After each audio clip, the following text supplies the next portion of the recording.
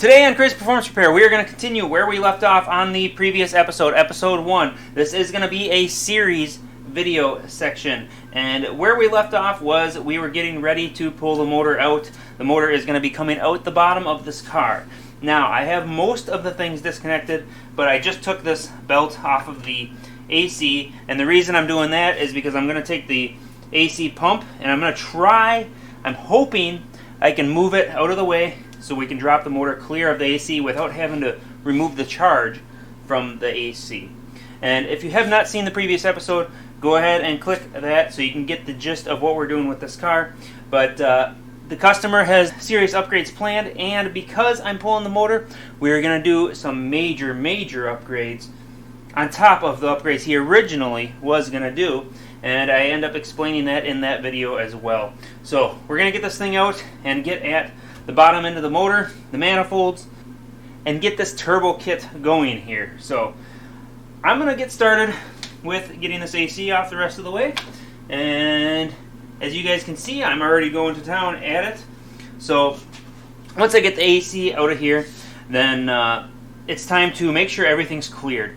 I gotta disconnect any wires, any hoses, anything that connects to the car. That way I can lower this thing. Now it is going to be a very tight squeeze because this thing sits really close to the inner fender area, you could call it. There's like a frame channel along both sides of this car, and this motor, the valve covers, sit really close. It looks like it should clear, but it is very close to where it may or may not clear very well. I believe it can drop out of the bottom. The labor time is not hugely high for pulling a motor in this thing, so I believe that's how they plan on you pulling it, because otherwise they would expect you to disconnect everything in the car, and I think the labor time would be higher if you were going to be doing that.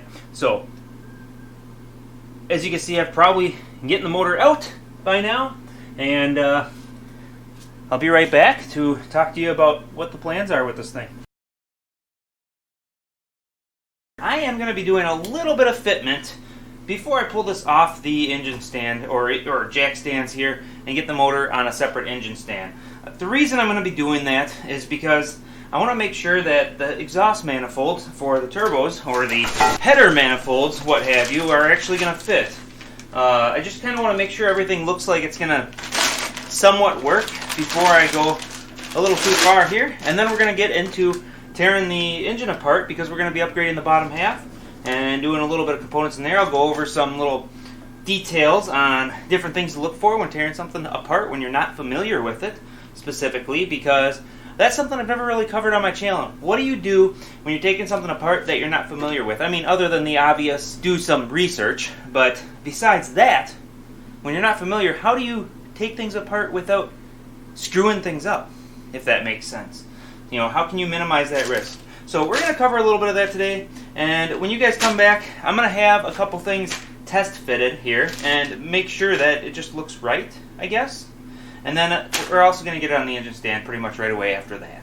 So give you guys a little glimpse here in a moment. Well, as you can see, some solid progress has been made. So I have several things going on. I took the transmission off. That was pretty easy and self-explanatory. The torque converter bolts, or nuts in this case because it's a Ford, the torque converter nuts are accessed through a little hole over in this direction here. There's like a, oh here, there is a little rubber plug thing that you pull out and you can get at it. I also pulled the starter off. I swapped out the alternator. It's not bolted down, it's just in place. And the reason I did that was to make sure that I can even get this on. So the difference between the two alternators is pretty clear. I'll go ahead and throw a picture up here. And in this picture you can see the different terminals for the main power feed. So the terminal location has switched because otherwise it causes an issue with the manifold or header, whatever you want to call this thing. It's kind of a combo deal. And so with that, you can see I have it right here. And the issue now is this power cord. So they did send some power cords with the kit, some heavy gauge wire, and I imagine the heavy gauge wire and the eyelets that they sent are so I can redo this cable to get it a little longer to make sure it reaches. I'm a little curious as to what the starter's doing. I don't know if this somehow has a splice in it somewhere. We'll find out what this harness is actually later on once I get the motor and stuff out. But there's a couple interesting situations going on here, a couple of different things that cause, you know, potential issues in the future. So we're going to cover those real quick, what I'm going to try and do to address them if they don't have something to address them. So let me get you in a different view. So the first situation, this is a plastic or kind of like a fiber material type valve cover, and this guy here is not going to take a ton of heat. I mean, sure, it handle 300 degrees roughly, no problem, but this exhaust is going to be, you know, thousands of degrees, give or take, and so, you know, 900,000 degrees, and especially under load, and it's coming really close to this plastic. So I'm going to have to find some kind of heat shield type thing to put here to protect that plastic, and it's really bad on the other side as well. Now we do have turbo blankets here, and those will help for the heat coming off the turbo, but for the heat that comes off this pipe, it's going to have to be heat shielded somehow, some way. Maybe the kit has something that I didn't see. That's very possible, but I'm not positive. Another thing that I do not like at all is on this side here. So this is the passenger side, and you can see the oil cap right here. So the oil cap is right here. Now, can you imagine trying to funnel oil into this thing? It's going to be one heck of a challenge to get the oil changed on this car with the way the oil cap is. Now, from factory, there's this little 90-degree ordeal that sits in there, and obviously that can't fit no more because this guy's in the way. What they should have done with this system is they should have taken this thing and tipped it this way and brought it up like this, and then over and down. It would have been a little more complicated to make, but it would have made the oil change situation much, much, much better. Also, again, really close to the plastic here. I do not like all the heat that's going to be building up there, causing all kinds of issues. So it's definitely something I'm going to have to look closer into. Now, another worthy note with this whole scenario is the frame of this car. So the frame of this car, when I was pulling this out, it was rubbing against this guy here, and this guy sits a little bit further away than what that doohickey does, this little bracket for protecting the pump, and it was pretty much maximum for the width of the frame of this car. The frame was just about touching the other side as it was rubbing against this side. There's even a little mark here from it. So this thing just barely squeezes through. My concern is I can't put this pipe on until after I get the motor in, and if that's the case, you know, I definitely can't, because this turbo is not going to clear either. So I'm going to have to put the turbo on separate. I'm going to have to put this on after, and it's going to make it interesting to deal with the clamp that's down here for getting the clamp in place, and then the clamp that goes on the other side. Because the other side, you can see the clamp is right here. So accessing that is going to be next to impossible. Now there is a possibility I'll be able to put this little short pipe on there and leave the clamp loose, and then slide this guy into place. But it's going to be really interesting to try and figure that out once the time comes to do that. You also notice the O2 sensor bung is right here. Now the factory O2 sensors were way over here. I don't know if the wire is going to reach or not, but that's something I'm going to have to look into as well. So now with all this done, transmission off, I'm going to go ahead and pull this stuff back off, just set it aside, and get to getting the motor off of the frame here.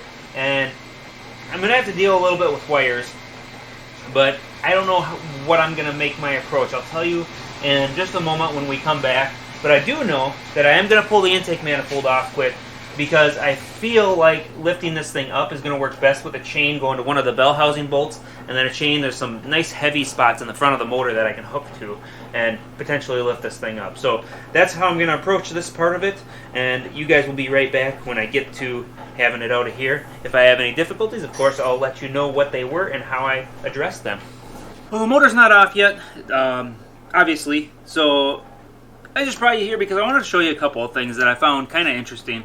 I already knew this had this, but I never mentioned it to you guys, and if you're not familiar with Ford, or a lot of the modern manufacturers, honestly, this is kind of an interesting thing to learn about. So what they're doing now in these cars today is they're using two sets, or dual fuel injectors for each cylinder. They're using a direct injection injector that sprays directly into the cylinder, and then they're also using a injector that sits up here in the intake manifold, and there's a second rail for that, and that guy sits right like this, right? So you can see if I line up the screw holes here, we'll actually be able to see where it's spraying. So you can see there's little notches in the cylinder head, and those little notches are what these injectors line up with to spray the fuel in. So there's conventional injectors and direct injection injectors.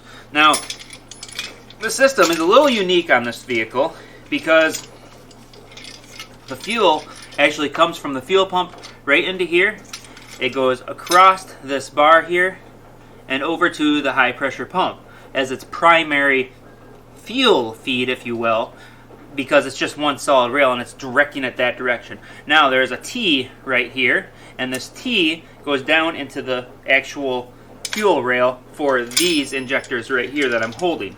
Now, it's kind of interesting that they do that because the fuel flow is not going to be real great. So what's going to happen is if these injectors are too large, which is what he's going to have to do to increase the fuel that this motor is going to need, is have these injectors bigger because he's going to E85, it's going to cause an issue because of this T. So you're going to have a bunch of fuel flowing to the direct injection injectors in the high pressure pump scenario, and then you're also going to be siphoning at a T formation to these injectors. And these injectors are probably going to be the ones injecting most of the fuel under full load. So your fuel is going to have to make a 90-degree sudden bend, and then the direct injection injectors are going to suffer because it's going to drop a lot of pressure here and barely be able to feed this pump. It's just not going to be enough fuel flow.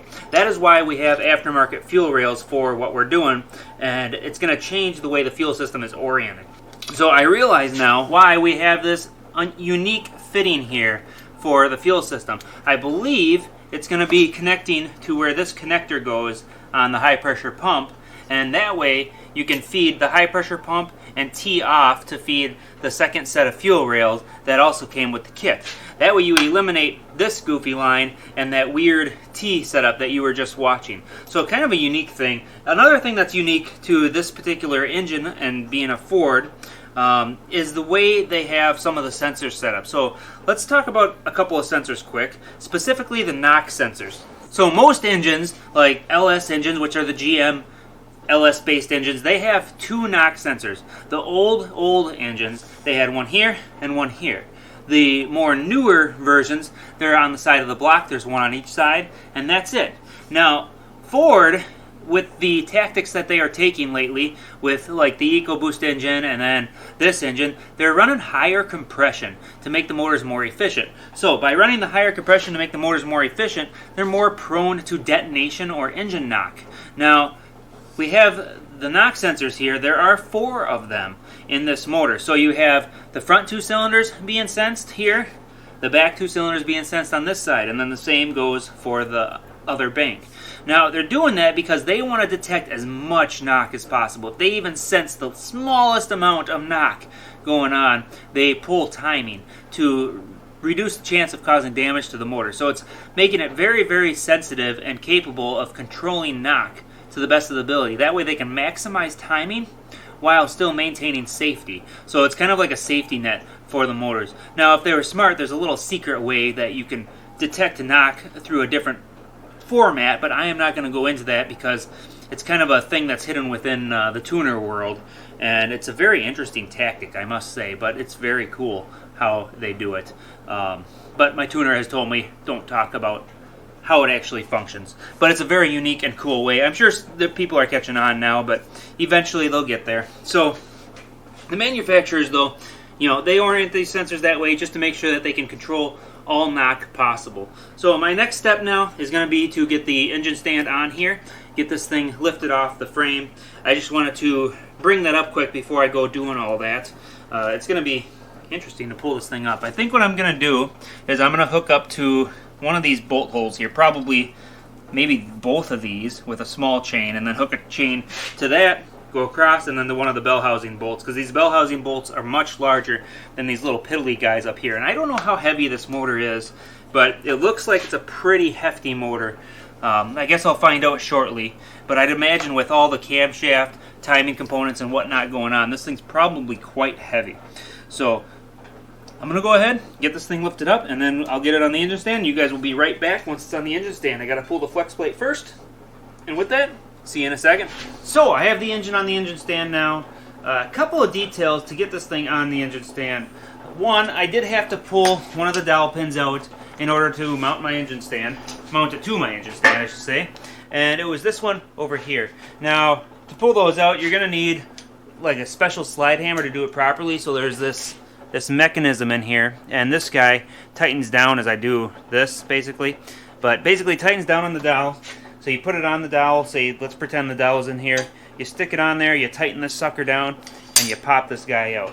So you can pop the dowels out. There's another one over here, but I didn't need to remove that one yet. That's how I went about my approach to do that. But remember, I mentioned how to avoid causing problems when you're taking things apart, so you don't lose track of positioning of things. I wanted to do a little bit different tactic on this video and talk about that. Now, this motor is coming apart, so when I took it apart, I didn't worry so much about debris and dirt falling into these intake areas, because I know I'm pulling it apart anyway. It's not the end of the world. I will get this thing all cleaned up, and then I will worry about making this a clean shop. I'll literally clean the shop before I go to do assembly on this thing and keep everything as spotless as possible. But pulling it apart, trying not to screw things up. Now, this is a crankshaft position sensor right here. This goofy long deal going all the way down into this housing. And there's a tone ring that sits behind the flywheel, or flex plate. It's actually technically a flex plate.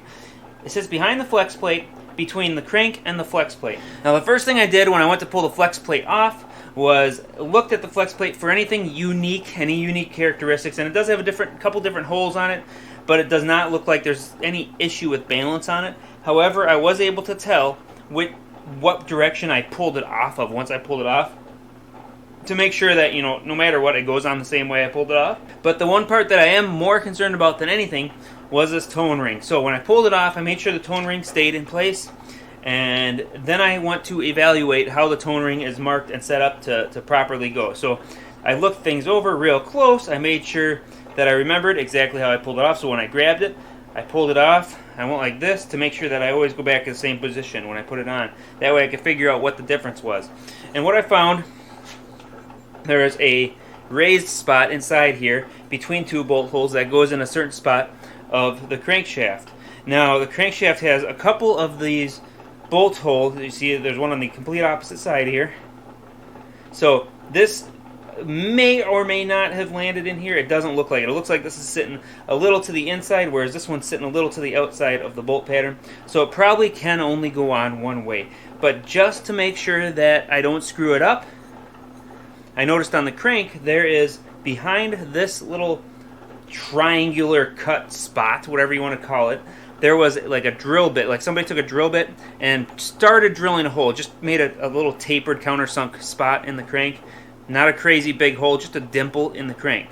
So I marked the dimple in the crank with a marker, and then I marked this arrow with a marker, permanent marker. That way, later on, I can look at the replacement crank that we're getting compared to this crank, how everything lines up, and then mark the same spot to make sure that I don't screw this up when I put it on. You can imagine the issue you would have if you screwed up the crankshaft position sensor when it does have a notched out spot. If you were to have this wrong, you'd have to pull the transmission down, and it'd be a lot of extra work that's totally not necessary. So be sure to get this on correctly. Now, how do I keep parts organized? You might think this looks like a cluster F of parts, right? It just looks like a disaster. Now, I will be going through and organizing this a little bit later, temporarily for now because of the small shop conditions, and I just wanted to get a ton of work accomplished. I just laid it out like this as a temporary quick position, but I did lay them out strategically, you could say. Now, the transmission is the most obvious example of this. You can see I have that tone ring I was just holding in my hand hanging off of here, and it is in front of the flex plate that is put on the torque converter here. And then I also have this little shield that goes between the engine and transmission in place with all the bolts for the bell housing also in place. That way I don't lose track of what bolt was in what spot of the bell housing. The bolts for the flex plate and the torque converter are all up here. And I also have that dowel that I was telling you I pulled out sitting up here as well. So all the parts that go to bolting that back to the motor are all sitting up here. That way I don't lose track of what those go to. Now, the exhaust parts that are laying around here aren't necessarily in an organized fashion. It's just I had to get them out of my way. So these are technically not really part of the inclusion here as far as what I'm talking about. However, the turbo kit part of it, the part where the headers and, or what, I don't even know what, I'm just going to call them headers from now on. The part where the headers and the downpipe and such like that for the turbo, I actually left them bolted together as an assembly, sort of. I mean, they're not tight by any means, but they're at least as an assembly, because it took me a while to figure out how to mock those up, which one was right, which one was left, so on and so forth. So I left them in a somewhat organized orientation. Wiring harness. You might think, this thing's a mess, right? Well, not really. I laid it down like this for a reason, because the car is facing that way right now, just like this transmission. The front of the car goes this way, and this harness, this section back here is the back of the harness. These are the fuel injectors. and these are the fuel injectors on the other side. So I also have the harness laid out in a fashion that keeps it in somewhat order. Now when I go to organize these and put them somewhere else, I'll do the same thing, only I'll stack the parts up a little bit nicer and make them sit a little prettier. The little foam things here. So there are two of these. They sit like this in the motor, and it says front right here. Oh, wait a minute. So it's this way. Front, rear? I don't know. They sit in the valley, and they only fit one way. I kind of took a quick peek to try it. Looks like he had a mouse nest, actually. This is some nibble marks from a mouse. There's a bunch of seeds underneath the intake on this thing for like a maple tree, you know, the little helicopter seeds. So I think he had a mouse going in there already. Only 9,000 miles, already got a mouse. But anyway, so these guys, technically, if I were to put them back on, I would have to keep them in the orientation. I'm probably not going to put them back on. I'm going to keep them just in case, but I highly doubt I'm putting them back on, simply because I don't want a mouse creating a nice cozy nest underneath the intake, and leaving those out will make it less opportunity for the mouse or squirrel or chipmunk or whatever was doing that to do that, because they'll have more draft going through there, so it'll cool down faster. The longer a nice little area of the motor stays warm, the longer a critter will stay and hang out there. Okay, so there's that. That stuff's all just exhaust parts. I got the wheels there. Got the brakes, each rotor on the side of the wheels. The wheels I don't care about the direction because he's going to be changing the tires. But the wheels are just stacked, but the rotors are on each side according to the front to rear of the car. So those are actually the front rotors. I didn't take off the rears. But that is the right rotor, or passenger side, driver's side. The intake here, I just randomly set it down. I'm not too concerned about this because obviously this is the front. Then we have the fuel rail that's spilling fuel everywhere, and it sits this direction. Now what I'm going to probably do is stack this stuff on the transmission and stack everything up nice and neat in the same order. I'll probably even put the intake this way, even though it's obvious which direction it goes. And that way I can try and limit the amount of space it takes up. That's one of the next things I'm actually going to be doing, is trying to limit all the space, because I have people helping me out around here with other things that I need done around the shop, because I'm just too busy with the actual working on the car side of things. And this is a really small garage I need to upgrade. I am definitely due, and I'm actually considering it. So hopefully in the near future I'll do so.